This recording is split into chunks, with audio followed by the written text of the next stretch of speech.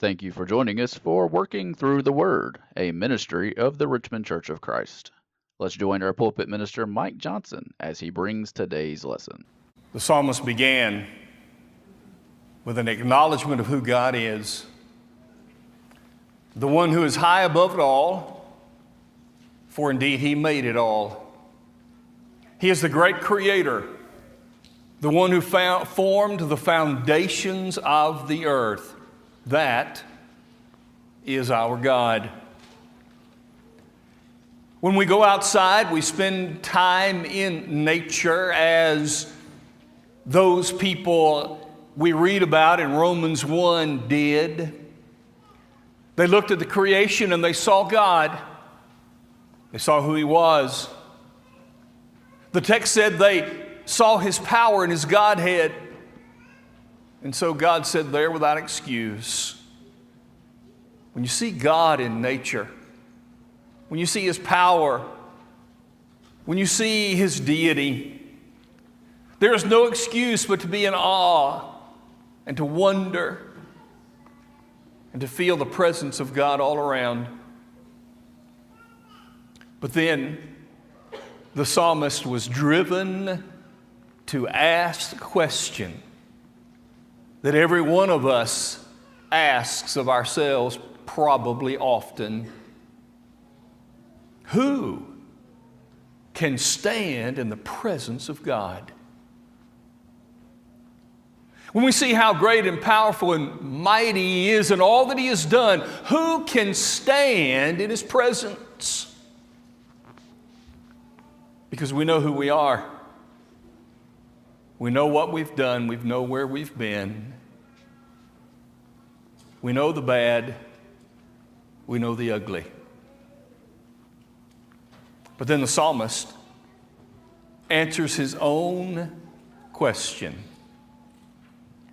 The one who is of a pure heart, he will see God. The abundant life is a life lived in anticipation of a life lived with God. We've been talking all year about the abundant life. I think it has been good that we talk about the abundant life because all of us would probably say we've missed some of it by the things we've been held away from. But those things don't keep us away from the real abundant life, which is the life based on, I want to see God. I want to be with God. And the abundant life gives us the opportunity to get a taste of it here so that we can experience it forever there. The psalmist said that God is there, and I can come to His presence and I can be in His presence because of a pure heart and a clean mind. He then says, get ready, because God is coming. Open the doors, spread them wide, because God is coming. The fact of the matter is, life is about we are living here and we will go there, and God will come and meet us. Therefore, whether we want it or not, we are all going to be in the presence of God someday. Paul wrote in Philippians chapter 2 that every knee shall bow and every tongue shall confess that Jesus Christ is Lord, to the glory of God the Father. It's going to happen. And the psalmist said, He's coming. Glory is His name. We must be people who go to Him ready to meet Him when He meets us. And the psalmist identifies the way to do it. Have a pure heart. That theme, of course, is what Jesus said in our text for the day. Blessed are the pure in heart, for they shall see God. I want us to notice two parts to that beatitude as we think about the pure in heart. Number one, I would suggest, blessed are the pure in heart, for they are pure in heart. David, the psalmist, had already asked the question, who can stand in his presence? It is interesting that his son asked the same question in Proverbs 20 in verse 9. Who can stand before God? David knew who he was. Solomon knew who he was. And we know who both of them were. We know about Solomon because in the Ecclesiastes letter, he talks about all the things that he had done in life, and he didn't hold himself from any one of them. He experienced the full life that's out there, committing all those things that should not have been done. He knew who he was. And his father knew who he was. We know who he was in 2 Samuel 11. When giving in to the temptations of life, he fathered a child by a woman, not his wife, and then had her husband killed, trying to cover it up. He is also the one in 2 Chronicles at the end of that book who decided, I'm going to count the people. I want to know how mighty my army is. And his own general said, don't do it. We have God. Who cares what our numbers are? And God was angry. We know who David was. There are things that he did that not one of us in this room have ever done or would ever do. I know who he was. But I also know that when God chose him as a little boy to be the king of his people,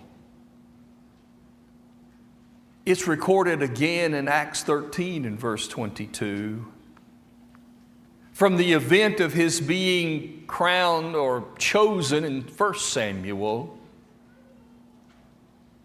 he is a man after my own heart.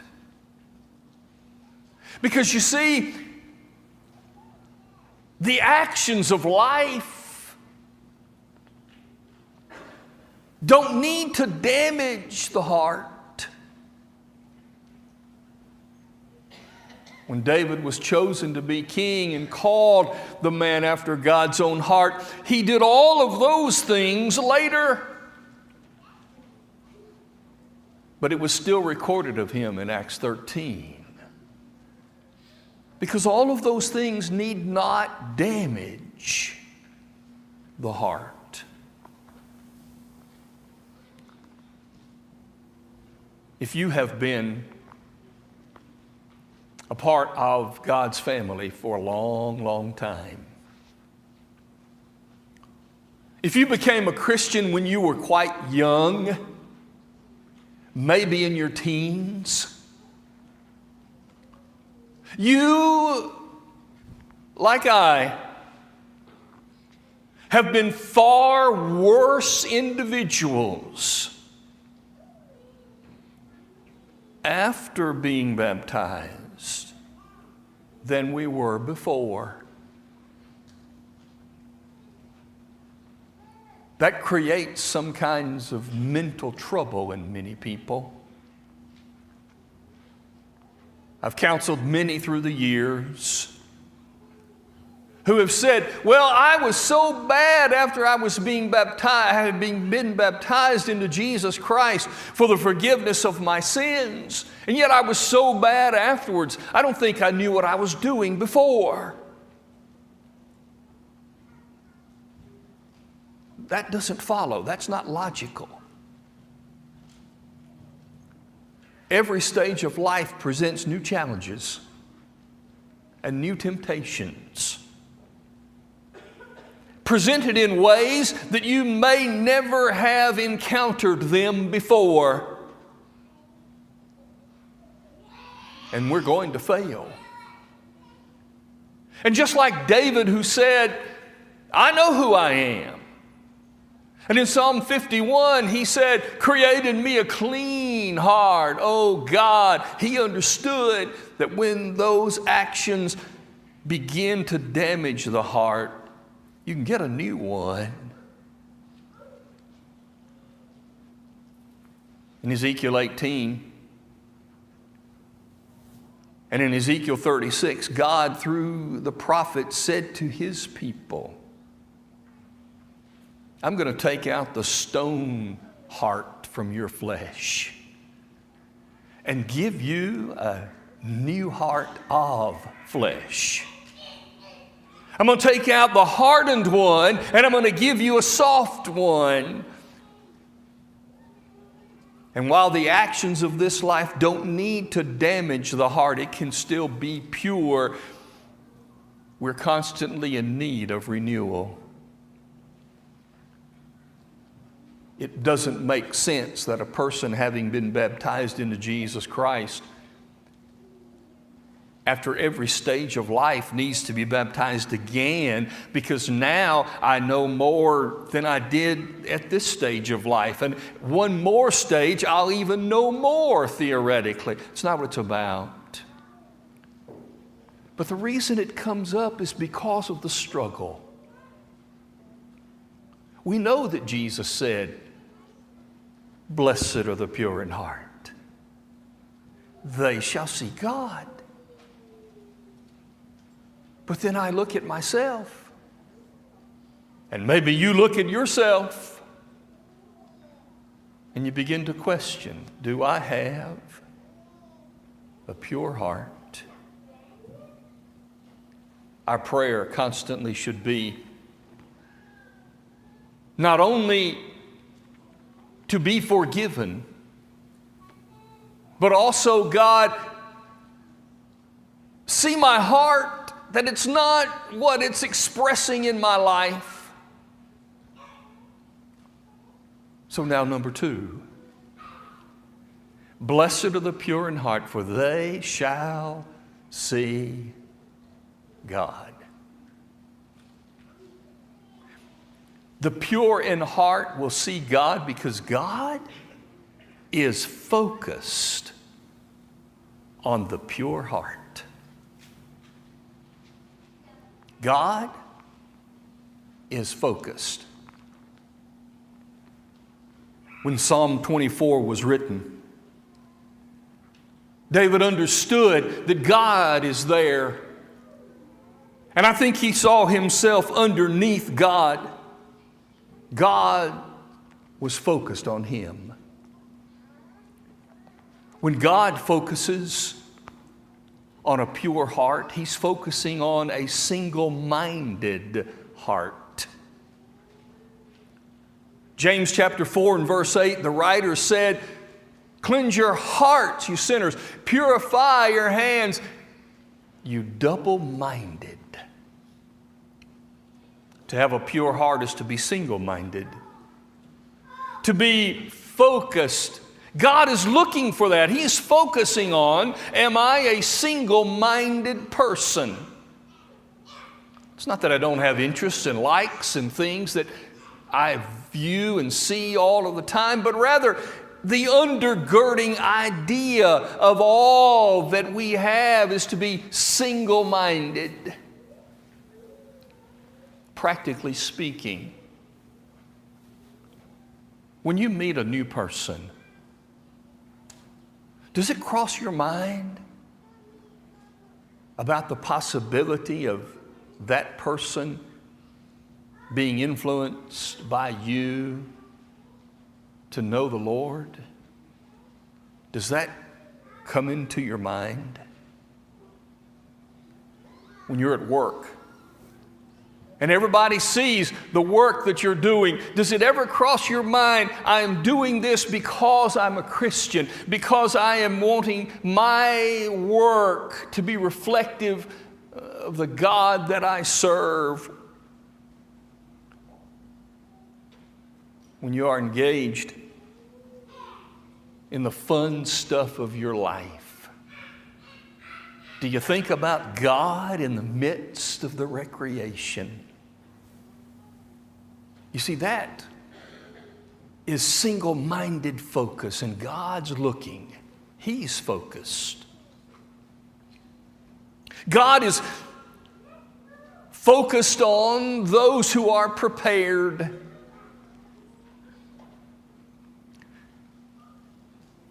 The pure in heart will see God because He's focusing on them and they're prepared. In Job 11 and verse 13, when his friend Zophar had some things to say about him, and of course, they said things that God never said. Zophar said, prepare your heart to get right before God. The principle is true. A pure in heart person, God is focused on because they are prepared. Are you ready? When someone says, I really need to know the Lord, are you prepared to help them find Him? That's a person God's focusing on. Am I prepared? Number 3, God is focusing on the mature. In 2 Timothy 2 and verse 22, Paul wrote to Timothy and said, flee youthful lusts, and then pursue righteousness and faith and love and peace with all those who call upon God with a pure heart. God is focused on the pure in heart because they are mature.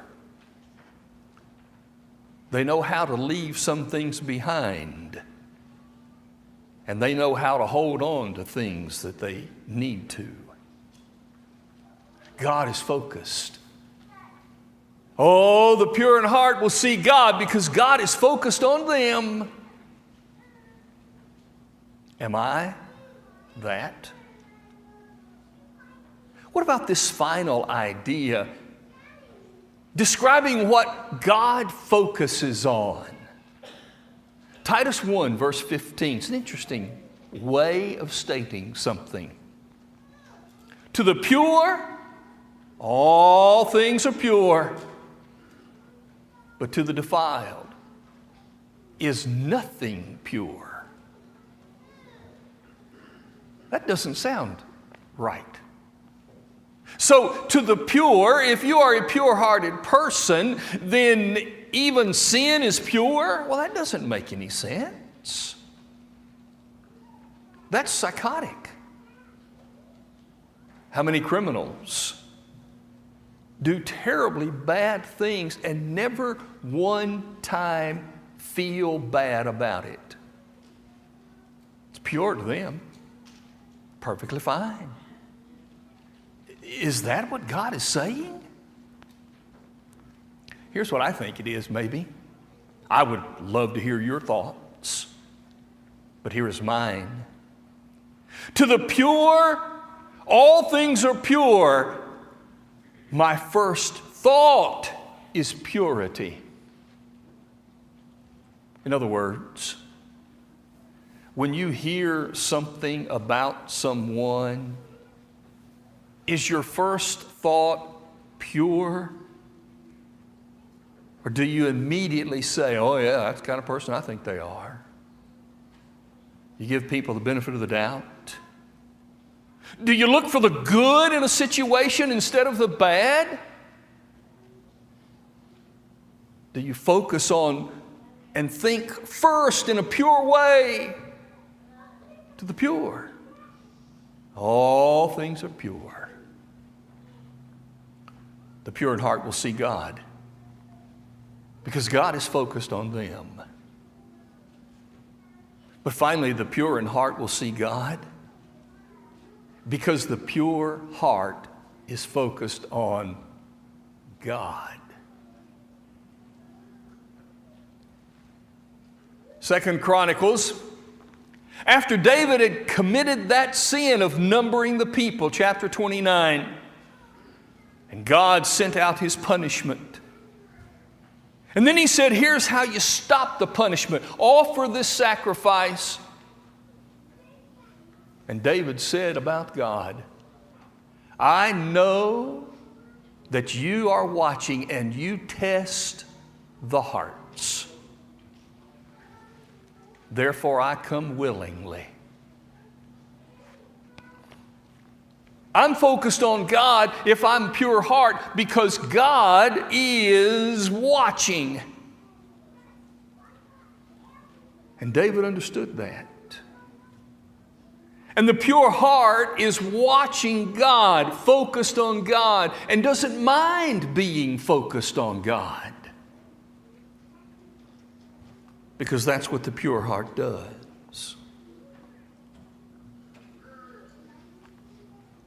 The pure heart is focused on God through faith.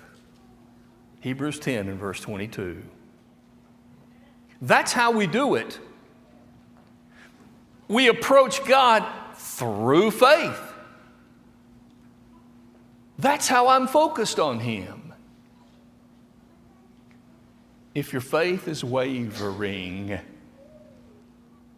maybe your heart is becoming impure. But if I stay focused on God in faith during all those difficult times, my heart can remain pure.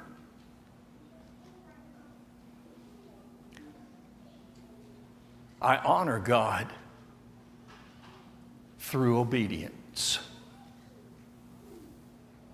Seeing you've purified your souls in obeying the truth out of a pure heart, 1 Peter 1 and verse 22. The pure heart is focused on God and wants to approach Him and honor Him in obedience. Obedience doesn't always mean, I'll do it and I love it. Sometimes it means I'll do it, but it doesn't feel good. I might want to do something else, but I'll do it. And the pure heart is focused on God through love. See that you love one another with a pure heart fervently. How do I know if I have a pure heart? Do you love people? Do you have a real love and concern and genuine care about other people who are in trouble? Or people who just don't know the Lord? Do you really love them? Do you really care?